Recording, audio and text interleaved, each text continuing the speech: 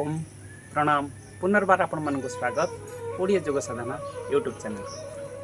आज आसतु जाना वर्षा दिन में जो काशटा हो छोट छुआ भी काश हो वयस्क लोक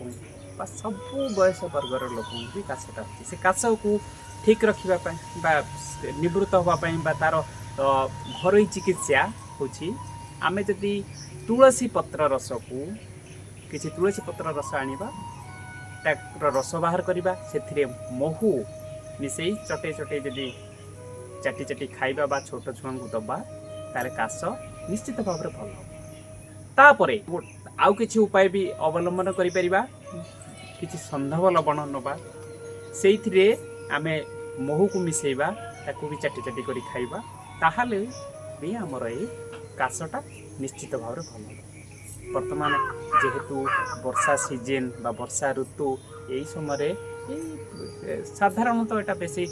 थ्रोट इन्फेक्शन हो जाए काश हुए बा कफ रही जाए काश हुए आमको यही उपचार को प्रयोग करवा निश्चित भाव में भल हम आसतु यही जो उपचार को